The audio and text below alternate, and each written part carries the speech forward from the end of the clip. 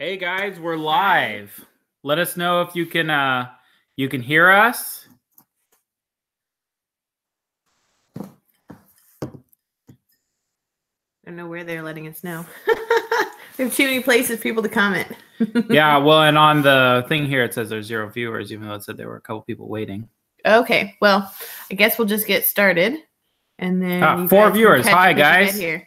Let us know. Say hi on Patreon or YouTube. If you're watching us, let us know who you are and where you're watching from. We're really excited. We got a lot of news for you. I think Natalie will take the lead on the news. Okay. Well, my news is we talked about this last month, but we're doing the Patreon book club, and we're starting with Fred Helfer's book, The Nosework Handler, which probably most of you already have. And you can get it on Dogwise or Amazon. And so my thought right now, at least for this first book, is that we'll do a chapter a week, and I'll have a thread on Patreon where we can discuss it. And then we might also do a sort of a live, maybe a Google Hangout or something like that to talk about it a little bit more fluidly. And then we'll pick our next book. And there will be a quiz. If Michael wants to write a quiz, there'll be a quiz. So let me know in the comments if you want to be a part of that. And then, of course, if you don't say so now, you can always join later. And even if you don't read the book, you're more than welcome to join in on the discussions. Yeah. We'll try to do a quick summary each time of what we've read and set a discussion topic so that everyone knows what's going on. And the first chapter is on olfaction, which is a great topic, but a lot of us might be quite familiar with it if we've been through Fred's in-person seminars, which probably a bunch of you have. Yeah, how many of you have been to Fred's workshops? Yeah, let us know. So the first discussion might be on the first 2 chapters, which would be the understanding olfaction and odor, and then reading your dog. I think that would be a good place to start, and not overly long. One of these days we'll get Fred to do an interview with us on Patreon. Yes, next time we're with him in person, that would be really good. Okay, I don't know if I had any other news. That's all the news.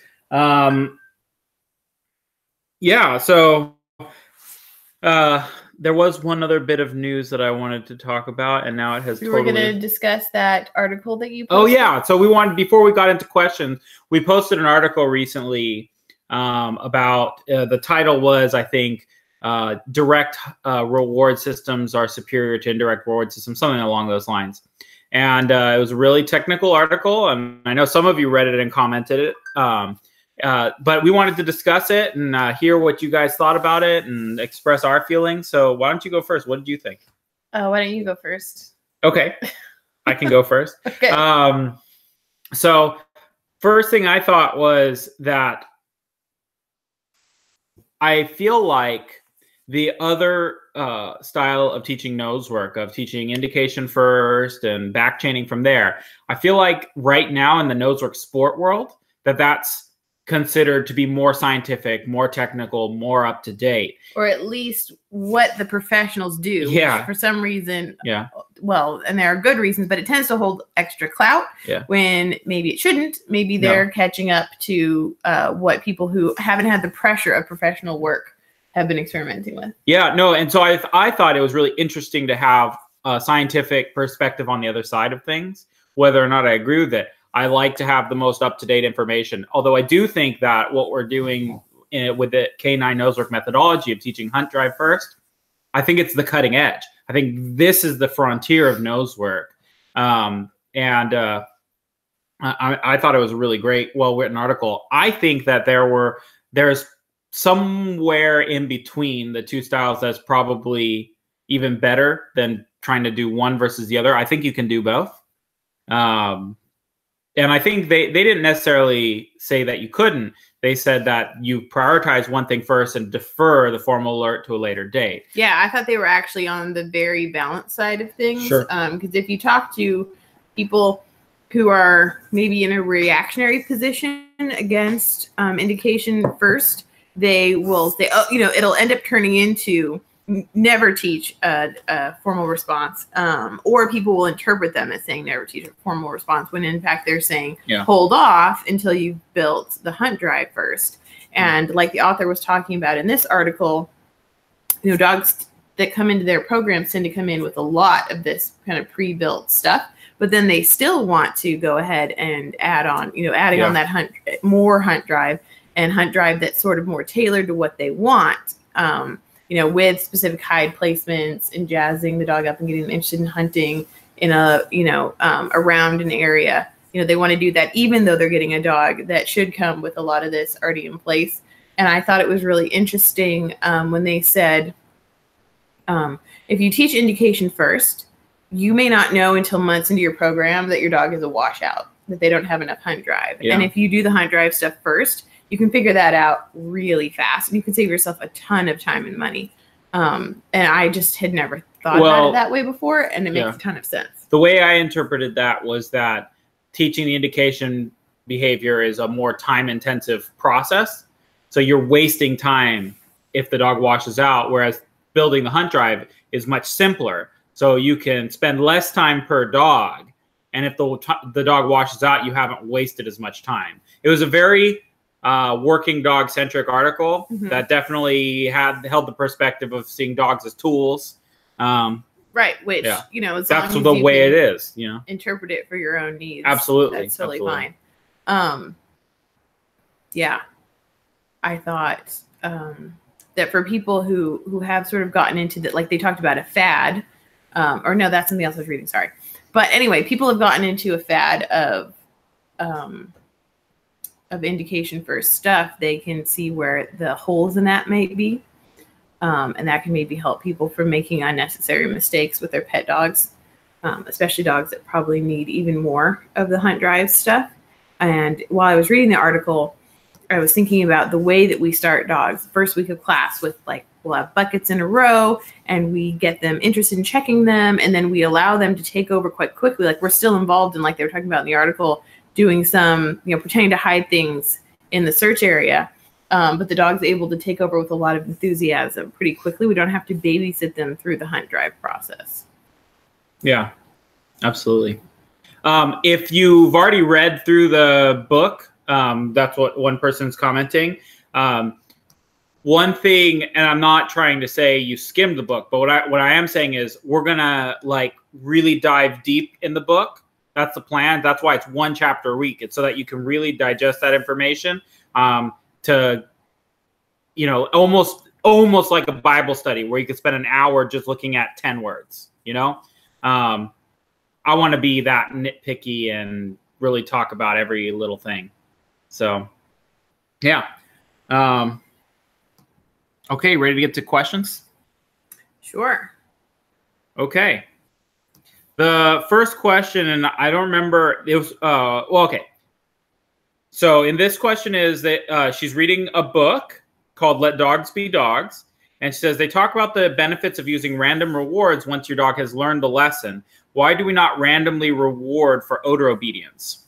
That's a really good question. And in fact, Karen Pryor has an answer to this in her book, Don't Shoot the Dog. There's a chapter about that. And what she was saying is, and it's been too long since I've read this, but what she roughly says is that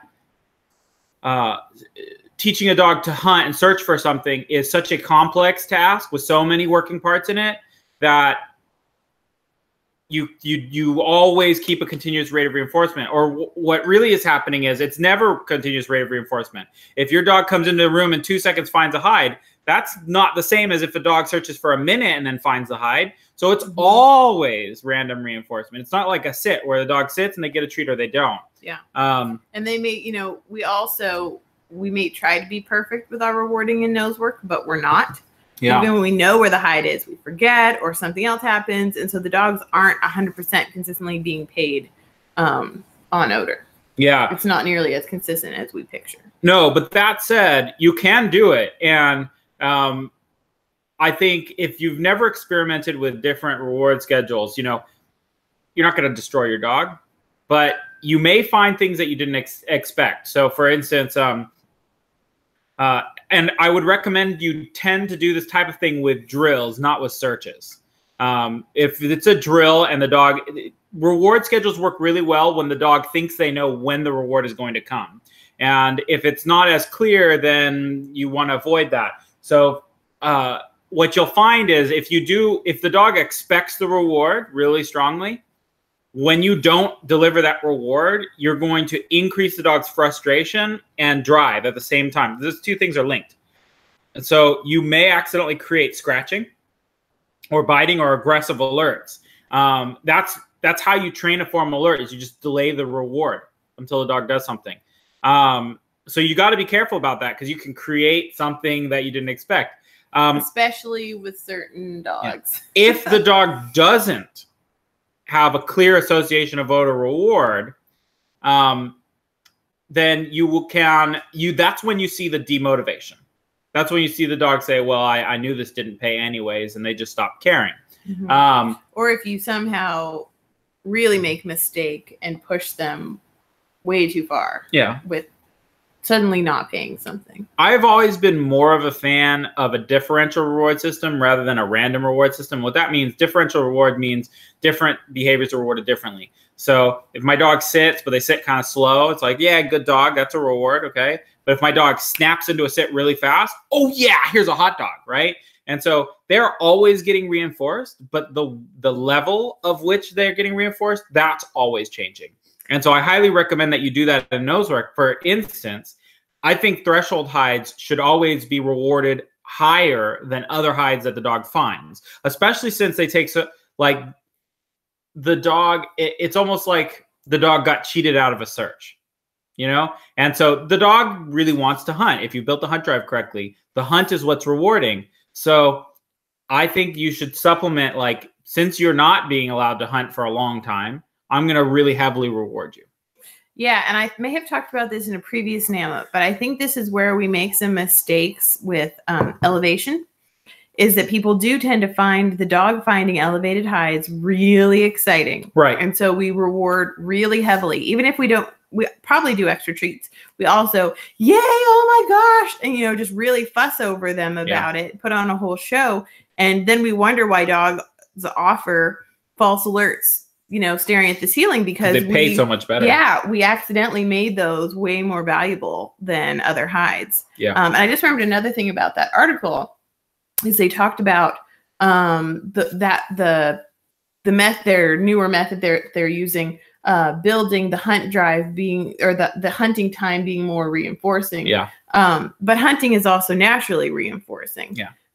So I just thought that was interesting. Yeah. The other thing to keep in mind is if you start changing the reward schedule, what will happen is the dog will stop working odor and start working you, because they're trying to figure out how to produce that reward. And they know it's not odor, it's you, something in you, which is why I'm a big fan of pairing, because that gets the dog to stop working the handler and start working the odor. It's not about making it easier. It's about making the dog more odor focused and less handler focused, which is what the article was about as well. And I also think that you can change up your rewards with making, having 5 different kinds of rewards in your pouch and just having sort of random and exciting that way. Swapping in a toy if your dog will work for a toy. You need to be refreshing that.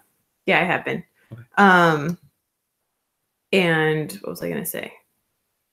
Changing that reward often. Yeah, and just making it so that the dog knows that odor pays, kind of regardless of where you are, what you're doing, and all these different things, what else is going on in the search, so that they that helps reduce the potential focus on you also.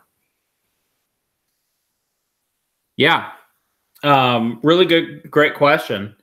Let me think if there's anything else I need to. And also, like, we often will pair with, one little treat, sometimes pair with 10 treats, 20 treats, mix it up. So that, every once in a while they're like, whoa, my gosh, almost my whole dinner is here on the side. Yeah. And I was actually just talking to Amy Hero about this, and it was more in a larger context about how treat dependent training has become recently. And I had been talking to some of my students, and I was asking, when's the last time you sat down and did a training session with your dog with no treats, no toys, nothing, just you and your dog? And for most people, it's like, never done that. And I think that's okay, great. We've made progress on training theory, but on the other hand, it's like, that's really sad. Like, you should be the biggest reinforcer to your dog. And I definitely know that if I did nose work searches with my dogs, I don't have to pay with food. I can just praise them and we'd be good. If not, the dog may be getting even more drive. Partially because they're expecting food and they're trying to work harder for the food. Yeah, I think, but partially because they actually enjoy being praised. Mm-hmm. You know, and there's been multitudes of scientific evidence about this, how verbal praise and petting is more effective than treats. Yeah, and I don't think we mentioned this last time, but I'm going to be putting out a little video, on a dog working a search with treats, with toy, and with praise, and just sort of comparing. I haven't finished it yet. I've only done some of it, so we'll see how it turns out. Yep. Okay. Next question. And this is the one I was going to mention earlier that I don't remember. This was on my list already. And so I was like, did we already answer this last time? So if we answered it, sorry. But the question is, say more about presenting with your shoulders. And so I know last time we talked a lot about presentation. And so in its most basic form, presentation is directing your dog's attention. Okay. And so what most people think of when they think of presentation is the police handler pointing to the wall. Check here, check here, check here, check here, check here. And that's a very dramatic type of presentation. Or if you haven't seen that, you've seen people, going into an ORT and presenting each box. Sure. Same difference. Yeah. But it's not like presenting or not presenting, just like anything. It's not patterns or not patterns. Everything's on a spectrum. So for example, taking your dog to a start line is presentation. Okay. Having boxes in a search area is presentation. It's using something artificial to create interest, right? So I think you can't get away from presentation. And you can, just walking with your dog, if you turn your shoulders a particular way, your dog's going to pay attention to that. Dogs are pack hunters. They're very attentive to things like that. And if you've done any agility, you've already used your shoulders to present the course to them. I've been reading a lot of hunting dog training recently, and one of the guys, his whole thing about handling is you're not allowed to say anything to your dog. You can only turn your shoulders and walk different directions or change your speed. And so and that's because it's so natural to the dogs, and he wants you to know how easy it is to control your dog without yelling at them all the time, right? So yeah, presenting with your shoulders, just turn your shoulders a certain way. Look, and more importantly, like that, if you just do it and make it all awkward, then that won't work. Just direct your attention somewhere.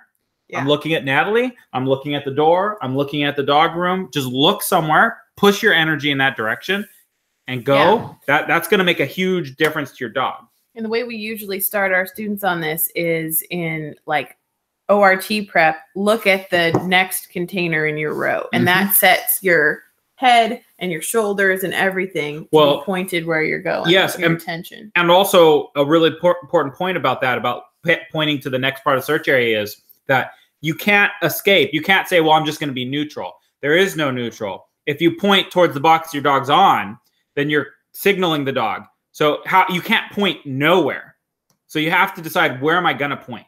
And so my solution to that problem is that you can't point nowhere, is to point to the next box. And then if the dog's on the correct box with the odor, the dog will ignore your pushing them off of the odor, ideally. I'm adding more questions. Yeah. But you can go on to the next one. We'll go on to the next question. Give me a second. And you can also, you should play around with the shoulder stuff, because you can way overdo it and then it'll totally not point them where you want. And it can also be not quite enough. And if you just add the tiniest bit more pressure, it'll send them like right onto a wall or vehicle or whatever it is.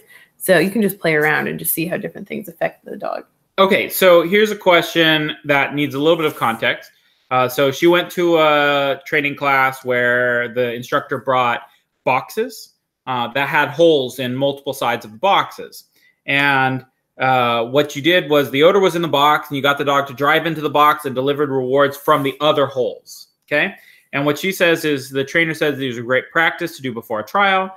Just it's something simple in drive building to get the dog excited. She said it helps the dog feel less handler dependent because you're rewarding from the hole that the dog doesn't go into. You're rewarding from any other hole. The dog progressively get wilder after each one, and she's curious about what I think about those boxes. Are they a nice training idea, or are the dogs too excited? What are ways to enable the dog to feel less handler dependent? And from what I saw of the video, which I may have not seen the whole thing, it looked like the trainer was putting her hand in the box to reward the dog, not having the handler put their hand in the box to reward the dog. I don't think that makes any difference. I think it's a human delivering a reward. It's not the odor delivering a reward. You know. So to me, the answer to building a dog to be more independent from the handler is to pair and get the dog off of rewards from the handler. Now, this is interesting because the concept, the reason why this should get the dog off of the handler is because the dog doesn't see the handler's hand go into the box like they would normally see the hand coming from their peripheral vision and start looking to the handler to see the reward coming. So this blocks that view for them. Maybe. Maybe, yeah. So here's what I think. I think there's a lot of equipment out there, and this is my personal opinion. I'm not a fan of equipment. I like training just me and my dog, no collar, no special harness, no special leash, no special clicker, treat pouch, anything. I just want, and maybe some food. That's as, you know, some food, me, a pocket. That's all I need in my dog off leash. Some trainers like equipment. Some people, they want that clicker. They want the wall. They want that. The wall being a nose work thing where there's holes in the wall that the dog searches. They want the special prong choke thing, right? Boxes, doesn't matter what it is. There are some people who like equipment. Now, equipment gets a job. It's designed to get a certain job done. So it's not that equipment's a bad thing. It's just I prefer to not use equipment if I can avoid it. And it's often limited to whatever that particular thing is. Right, because how do you transfer that away from the box? You know, it's not always easy to do that. Yeah. And then the question is, for your dog, is it working? Yeah. Is it not working? That's the most important thing. To me, I wonder how much it might make a difference of who's rewarding because they smell that it's a different person. That could be totally inconsequential to some dogs and extremely off-putting for other dogs, in my opinion. I think I saw a lot of drive building happening. I saw a lot of confidence building happening because for those who don't know it's a large box. Like the dog can almost fit into the box. And so the dog crawling in there is good confidence building. And yeah, I think that's anytime you're practicing boxes, I like to, open it up, let the dog dive all the way into odor. I think the things I would be worried about is the dog developing an aggressive alert because it may be too exciting for the dog because you're playing around in a box with the dog. So I would be worried about the dog scratching or biting. If it were a smaller box, I'd be worried too because when you're searching competition boxes, you need a dog to search the seams, right? And so if you've got a hole in the middle of the box, that doesn't teach the dog to find the seams of the box. That's quite popular. There are a variety of different tools where it teaches the dog to check the center of the top of the box. And like you're saying, to me, that doesn't make any sense from a competition perspective. That's one of the reasons I start my dogs on paint buckets rather than boxes because I don't want to corrupt what they're going to use in competition. When we put them on boxes, we teach them how to seam first lesson on boxes. Yeah. And also, what was I trying to say? I've seen people play around with boxes and make them too much of a toy. And then you get into competition, the dog's wildly throwing boxes around, which can be frustrating and incur faults potentially. And another thing about the drive building aspect is, again, you have to look at the, not just exactly what's happening in that moment, although you have to look at that too, but then how does this develop? Are you actually building drive or are you just building wild arousal? Yeah. That will actually put you back in the long run because dogs, they become slower. Like Icy is like this wildly hyper dog a lot of the time, and it takes her way longer to find hides than Hazel, who is a lot calmer because Hazel doesn't expend any extra energy. Icy's, excited and driven and running around, but it's not drive, it's arousal. Yeah. Just look at how things affect your dog. And that brings up a really interesting question to me that I don't have the answer for, but maybe I'll add it to next month's NAMA so I can think about it for a month. which is how do you tell the difference between building drive and building arousal? And I will think about that more. But my gut reaction is, based on how the dog does their next search, not this search, but does it last or does it disappear when you stop doing it? And also, like, if it's arousal to an extreme amount, you can probably tell in the moment, because they're probably not finding the hide in any kind of decent time. They're probably just being crazy. Yeah, you see that a lot. So the dog stops doing what it should be doing and just starts moving more, So you see that in agility, where a dog stops taking obstacles and just starts running circles. That's arousal, not drive. And you see that in nose work too, where the dog is running circles or something, but they're clearly not searching. Or they're moving in it and they're going kind of in and out of searching and running. Yeah. And so it looks like they're searching because you'll see them sniff, but then they don't follow any of the odor trails because they're moving too fast. And sometimes when you're building drive, you actually see the dog starts to move less.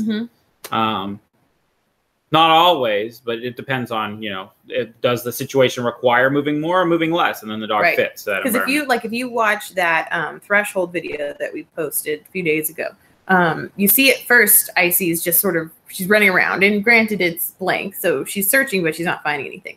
And then I would say that was a pretty drive building session for her. But when she gets the idea it's at the threshold, she's going really slow. Yeah. But you can see she's not lacking any drive. It's not like her drive disappeared. Right. She's intensely searching a very small area. So the last thing I want to say about this is you should try everything. New trainer comes, I try what they got. And I never think that doing something is a bad thing for the dog. I'm always like, or twice. Yeah, I'm always like, okay, I want to see what the effect is before I repeat that over and over again. But I'm going to try it, because I want to know what the effect for my dog is. Yeah. Yeah, and it's also, like, if you're doing these in the sort of a class or workshop setting, also look at how it affects the other dogs. And if you're with them on a weekly basis, how does it translate for the next week or next month or whatever? That can be interesting, because some things work really well for some dogs and not other dogs. Yep. For example, those boxes might work really well for a 20-inch dog, not work at all for a 10-inch dog, because they wouldn't fit. You'd have to have a much smaller version that looks closer to an ORT box. And maybe you can answer this. Another thing I might be worried about is, how do you know the dog's sourcing? Is the tin moving around inside the box? Is it anchored to one particular point? And how can you see into the box to know that the dog's nose is exactly on the odor? Those are all things that I would wonder about. Yeah, my feeling from looking at it was that there would be no way to tell, except for maybe you have it in such a way that the food can only come from the source when you're sticking your hand in. But it didn't appear to be set up like that. We have some PVC that are sort of a similar idea in some ways. Here, I'll pull them over so you can see. Not quite the same idea, but it could be used similarly, where you stick your hand in from the side so that you can pay really close to source without getting in the dog's way. A lot of professional detection types kind of enjoy these. Like I said, I try everything once. So we bought some PVC because I saw a video of this, and we trained the dog. So the dog puts his nose in here. You reward from over here. That way the dog's always driving to the source, but the dog's never getting to source because the source is too far down for the dog's nose to reach. Yeah, and so ideally, if I was going to use that a bunch, it would be much shorter on the top. Unless I kind of like that the dog's driving to it, but not actually getting to it, that they're pushing against a resistance. Yeah, to me, as long as that's only a portion of your training, not the majority of your training. And again, like a long-nosed dog might be fine in there. Icy could probably get her head pretty much all the way to source in that. Brachycephalic dog isn't going to be anywhere close. No, so that probably wouldn't work very well for a bulldog. No, so you have to weigh that. Again, every dog is an individual. Absolutely. So yeah, I hope that all makes sense. And next question. Yes. Do you have any suggestions for memory tricks? I often forget when searching an area with lots of similar things like tables, seating, containers, etc., if that is where I already called an alert. In trial, what happens if you call the alert twice in the same location? Let's go through these questions one by one. Or let me finish reading this one. Also, tricks for remembering where in the search area you still need to go to cover the search area. as this can also be a challenge. Maybe it's just an old lady problem. It's not. Stop making excuses. It's not. Your memory is a skill that you have to develop. You have to train it. You have to exercise it. Yeah. So I have lots of exercises for memory. I have a whole event that I do for my students called Memory Games event it was August, I think, of this year we did. So if you're interested in that, you can host us out to do memory games, and we have all sorts of games specifically tailored to memory and search area coverage. So, in fact, okay, yeah. So anyways, the first thing I would recommend, this is something I've told students that have reported back and say it works, okay, which is every single time you reward your dog at an odor, while you're rewarding, you look at the threshold. Physically take your eyes and look at the threshold. Look where you came from. That orients you in the space you're in. It breaks you out of tunnel vision and forces you to recognize what areas of the room you need to go to next. Okay. If you can do that consistently, the trick with the problem with memory things is that you have to remember to do them, right? So that's kind of an oxymoron, but you practice it in training. While you're rewarding, you look and have someone say, remember to look at your threshold. Remember to look. Okay. Most people can remember for the first hide. Yeah. And then they can't remember again after that. So you need someone there to prompt you for the additional hides. Yeah. There are other things too. So this Irv might be able to comment on this. I don't know if he's watching, but he came to a murder mystery we did, and he said that all the hides, they weren't hides. They weren't like alert, yes. We didn't even go with you. You went over there and you're like, oh, wow, a knife. Okay, it's a knife. Or there was a sign that said dead body here because we didn't put actual dead bodies out. And so he was saying he could remember every single hide he found, which he could never do before. Yeah, because it was embedded within a narrative. And that's important because when there are people who memorize things professionally, right? They just memorize strings of them. I had a friend who was learning to do this. And that's what you do. You create a narrative from one thing to another thing. So if it's an umbrella, you imagine you walk outside and it's raining, so you need to get the umbrella. And then the next thing is a dog. So you're walking down the street and you see a dog with a homeless man. So you create a whole story, and it seems more complicated, but it helps you remember. Yeah. And so if you can do that, and he said he's gone through searches where he goes, here's where I found the knife, here's where I found the body, here's where I found, I don't know, whatever. Yeah, and he also found, if I remember correctly, that with some intentional practice, he didn't have to do it as explicitly anymore when he was practicing. But he was able to train himself to be more generally aware of his search area instead of being so tunnel vision on the specific hide or his dog that he couldn't see anything around him, which is where most of us start and realize that we have memory problems because we remember our dog alerting on a couch. Couldn't tell you where in the search area it is, couldn't tell you anything about it, probably not even what color it is because we're not paying that much attention. And it just takes training. Yeah. So another thing that, and I don't want to give everything away that we do, but we're going to give you a few things that you can do easily is verbally narrate everything you're doing in your search out loud. And this is really hard for people to do. It's embarrassing, but do it. So you're in a search. You say, I'm crossing the threshold and I'm making my way to the first corner. Oh, wait, my dog's taking me this way instead. So I'm going to follow them. And you just literally narrate every single thing that you're going to do in the search. And that's going to improve your memory. And it forces you to be conscious of what you're doing instead of just sort of letting your subconscious handle most of what you're doing, and your conscious is only paying attention to a couple little things. When you're in a stressful situation, your brain is put in the position of trying to catalog what information is important and what's not important. And by doing this, you're forcing your brain to pay attention to things that it would normally discard. And that's really important, because your brain makes the wrong choice all the time, because your brain doesn't know you're trying to get an NW3 title. Your brain thinks it's trying to keep you alive from being eaten, right? Your brain is evolved to keep you alive, not to help you win Nosler trials. Yeah, so you have to tell it what's important to you. Yeah. Yeah. And we do have a number of other things that we play around with. And I've actually seen Irvin, another person in particular that I worked with a lot last year, some dramatic improvements in memory. So if you take the time to work on it, you can really, really make a big difference for yourself. Yeah. And your question about what happens if I call an alert twice in the same location in a trial.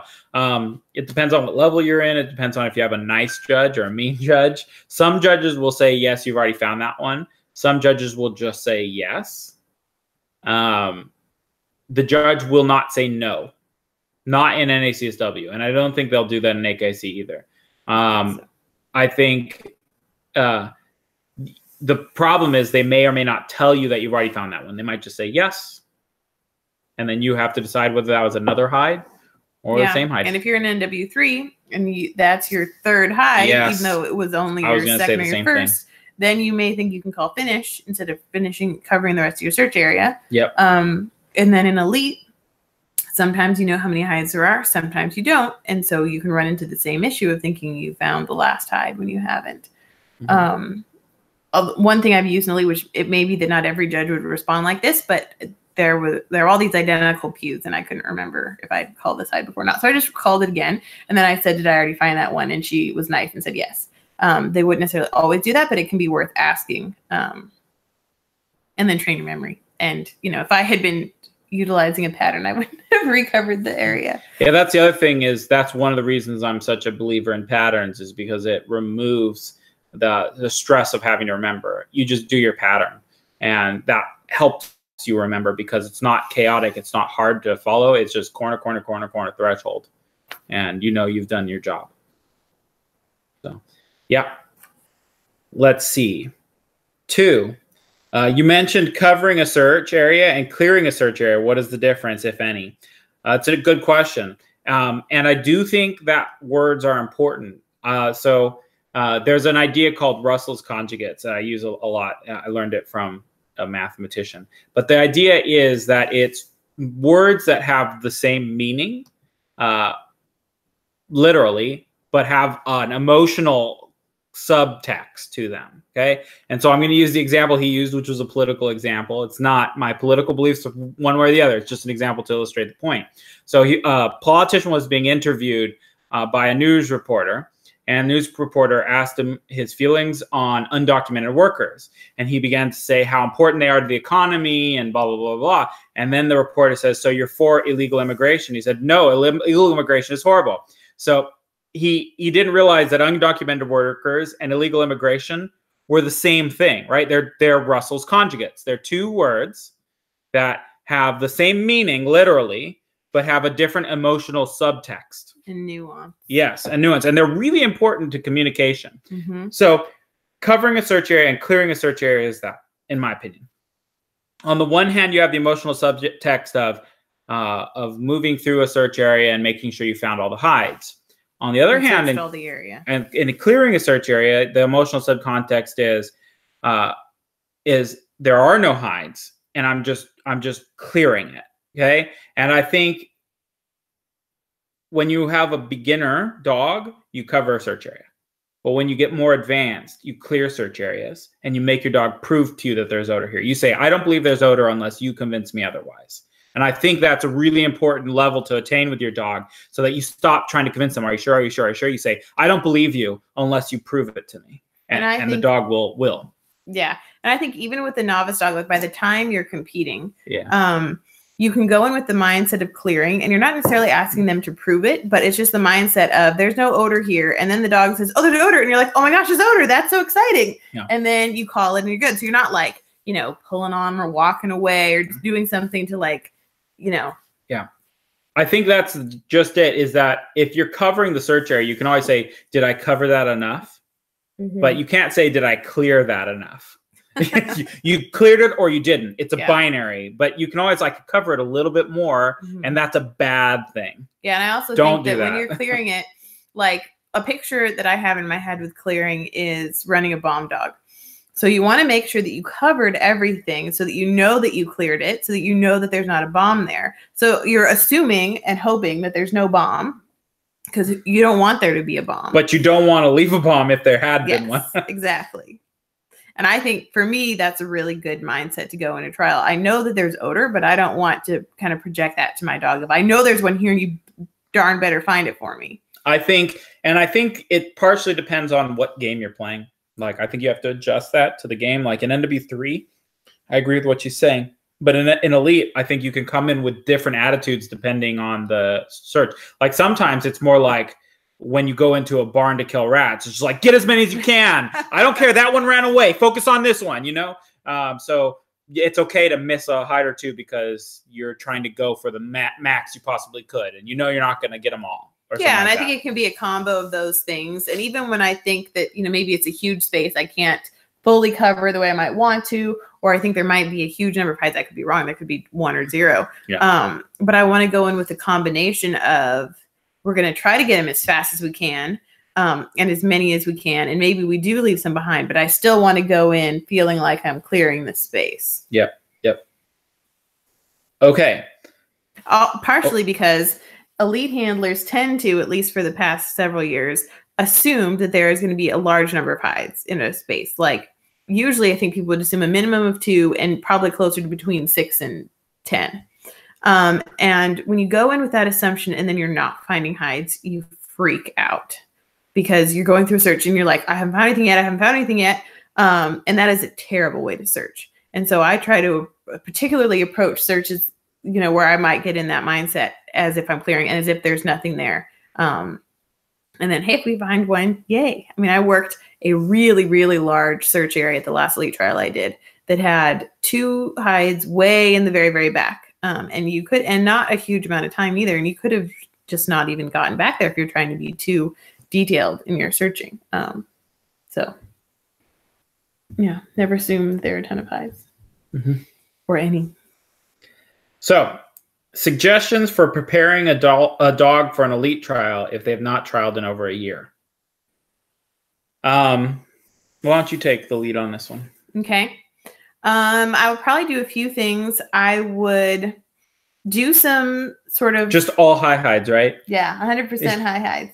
No, I would do a lot of sourceable hides. And I would maybe do some searches where there are only a couple, but I would also do searches where there are maybe 10 sourceable hides. And really make sure that my dog is driving to source and that it's going to be quite clear to me when they've gotten there. I think I've told this story in Nana before, but I had done a couple back-to-back elite trials and my dog had gotten kind of trial savvy and was alerting quite a bit further away from Odor than I wanted her to. And I did some practice where I really worked on making sure she was sourcing and I was paying at source and I was very excited about her getting to source. Because I do think we bring maybe a different excitement to our rewards and trials sometimes. And that really tightened her up for the next elite trial that we did. And then I would also do some kind of large stamina building stuff because it is going to be, you know, especially if you haven't done a trial in a year, that's a big, long day. And you don't want to get to your last search and not feel like you have any dog left. Yeah. How about you? Yeah, I agree with everything you said. I think that with elite and summit, that the key is stamina. That's the most important thing. And stamina comes from hunt drive. Well, it comes from a lot of things, not just hunt drive. It comes from nutrition and conditioning and all sorts of things, stress management. Yeah, but taking good breaks between searches. One thing that we would do with our dogs that helps them really last, and I would recommend it, is get them used to the day crate routine of being in the crate for most of the day and out for working.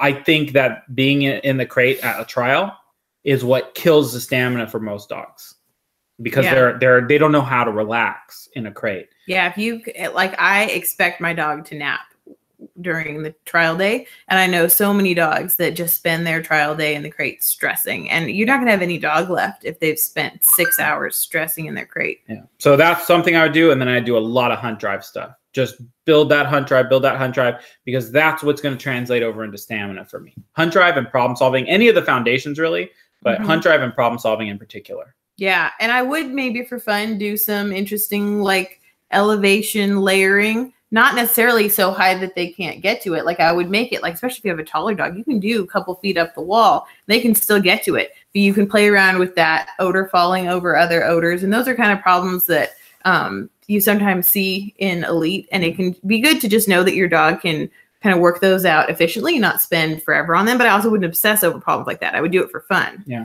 And I would do that well in advance of the trial, like several weeks in advance, where then I can go back to really hunt drive stuff. Exactly. And that's, so what I'm giving advice for taking a dog into elite trial who's been rested for a year. This is totally different advice to a dog who's been training and they want to refine for a year, then I'd be giving you refine your thresholds, refine your patterns, right? Yeah, it depends on what your timeline is, how much time you have before your elite trial. Yeah. Definitely don't do anything that's going to freak you out. Yeah, no blind searches. Yeah. Absolutely not. And almost everything I would do paired. But yeah, I wouldn't do anything that blind like layered odor thing I was describing, you could do paired. And the way I would do it is I would set the hides, pair them, and then when the dog finds the first one, pick it up, let them work out the second one, pick it up. So you keep it hunt drive, relatively simple, but just a slightly more of a problem-solving odor picture. Yep, absolutely. Here we go. How do you pair food with a hide placed on a vertical surface? So there's lots of ways you could do that. If you're using a tin, you can just balance it on the tin itself. If you're not using a tin, then you turn your tin sideways so that you have a little more space. Yeah. If you're not using a tin, then you just need to use a treat that will adhere to a wall. So something like, spray cheese or whipped cream. you could use whipped cream, actually. Yes. So any kind of soft cheese will spread. Peanut butter works really well. If you know you're going to do this, you could slice your cheese kind of long and thin so that it really fits along the tin. There's a lot of stuff that will balance kind of better than you expect. If you're going to smear it on the wall, like I'm saying with peanut butter, the other thing too is you're going to get to actually, ideally you'd put it below the tin. So while the dog's eating, they're smelling the tin. Otherwise, if you put it up here, the tin ends up at their chin. Because they're eating it above the tin. So you really want the treat right below the tin. Yeah. And you may have the sort of wall where you have some interesting features where you can set the kind of hide you want, but have another surface to set the treat on. Yeah. Or even be able to set the tin, sideways on. Maybe you have a small shelf or protrusion or something where you can set it this way and put the treat on top of it instead of having to set it that way. We have a comment on here from Martha. Stamina for handlers as well. Absolutely. Oh, yeah. If you've been out of trialing for a year, which maybe you haven't, maybe you've just been trialing different dogs. But if you have, that's super important. It's so mentally exhausting. Yeah, working on that memory stuff is going to help, but you need to rest yourself before the trial. Yeah. So I wouldn't do a whole bunch of memory stuff right before the trial and then get to the trial and your brain is like, I can't do it. I have to rest. You have to give yourself a rest period to allow your brain to develop, to actually renew that stamina. And you have to know yourself too. Like some people can, travel all the day before a trial and get there and, have a night in a hotel and they're fine. Other people, they're exhausted. They didn't sleep well in the hotel. They're totally a wreck. Some people, it'd be better for them if they're going to, go 2 or 3 hours to do it the morning of the trial because they'd sleep better in their own bed and do better driving that morning. And so, like we've gone to trials where we knew we were going to have a bunch of trial days in a row. Like we got into 3 different days of things. And so we gave ourselves a whole extra buffer day, like of arriving and having that day to just relax before the trial. And then for some dogs, the hotel is not fun for them. So just knowing who you are. And I think, if you're going to put the time and money into traveling, do it in a way that doesn't screw you up for the trial. Because then you just wasted all that time and money. If you can, if there's a way to make it so that it's easier for you and your dog.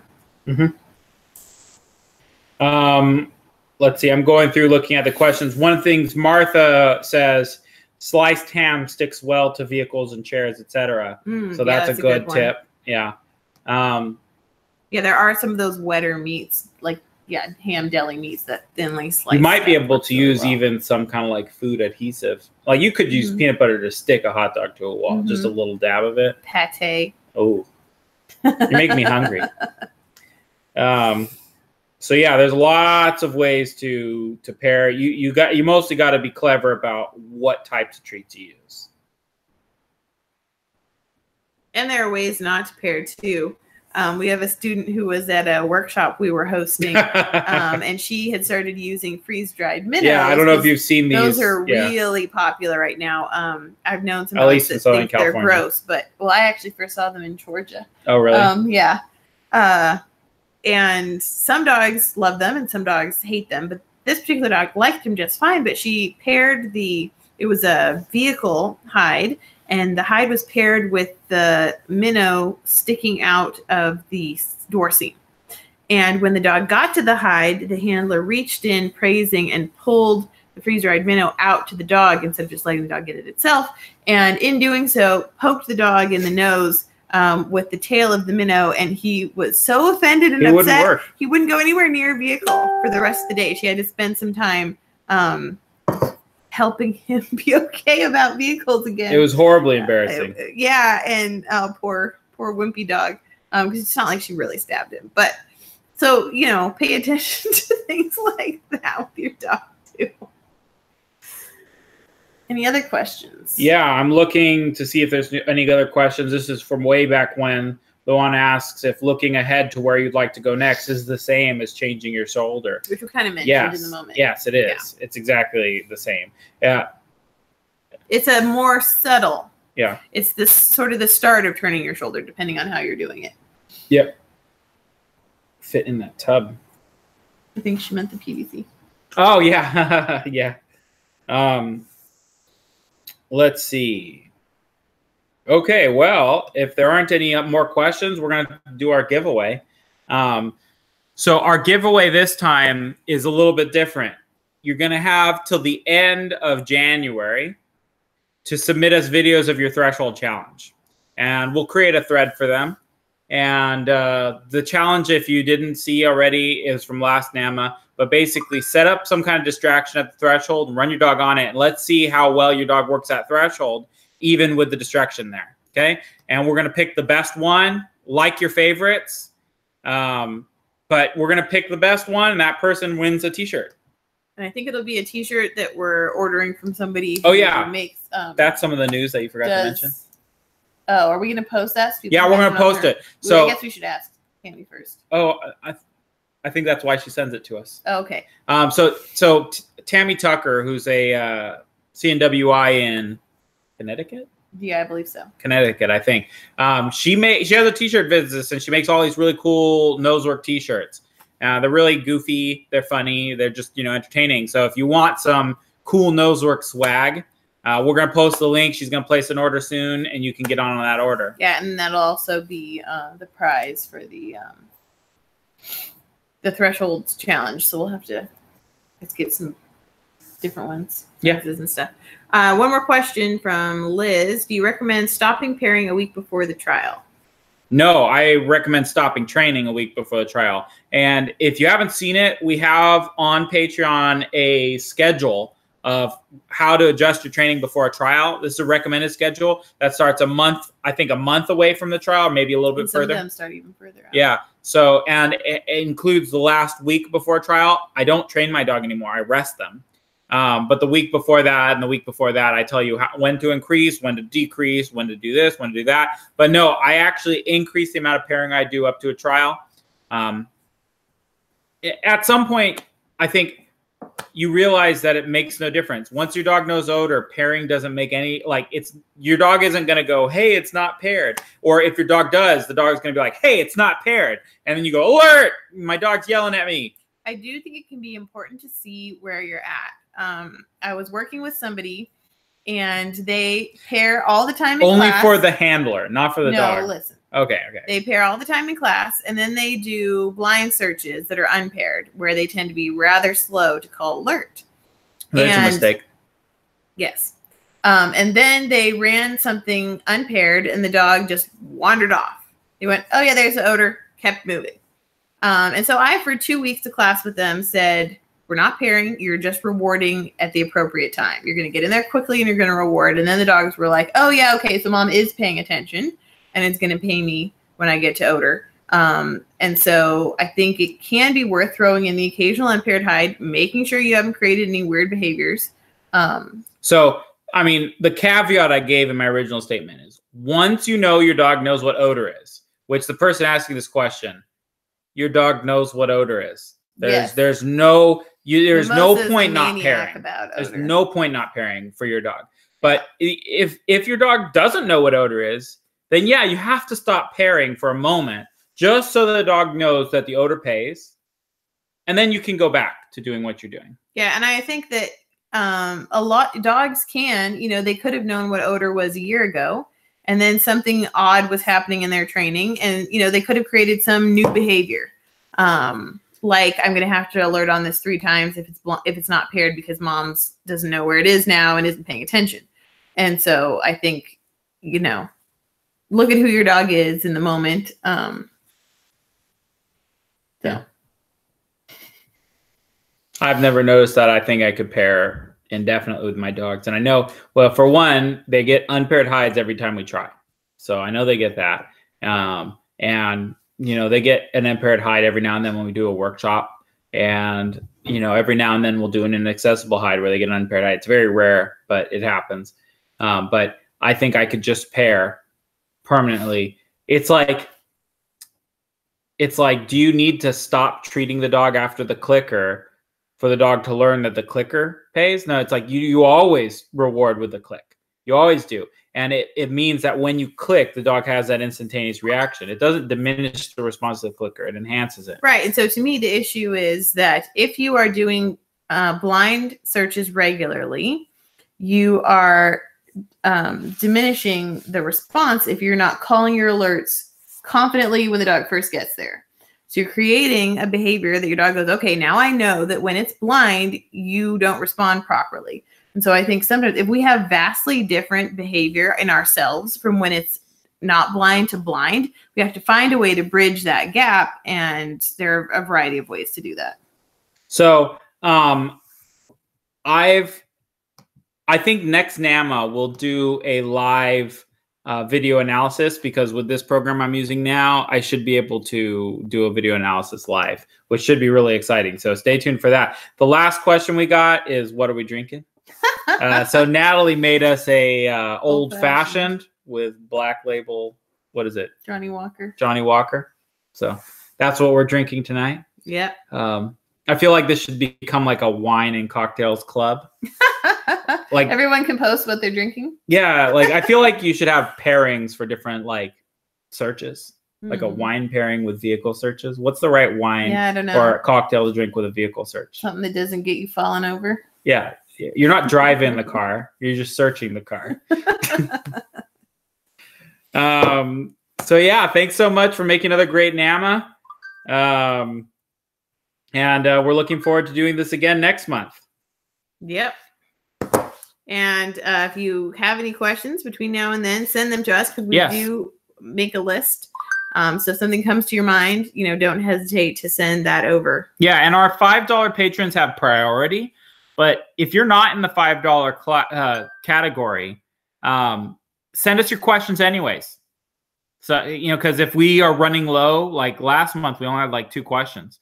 So, you know, we'll get to your questions. So definitely send us all your questions. All right. Okay. See you next time. Thank you. Oh, Martha says beer for vehicles. Beer. Okay. Which kind? Well, yeah. What kind of beer? That's oh yeah. Okay. We'll continue this discussion on chat. All right. Okay. See you guys. Good night, guys.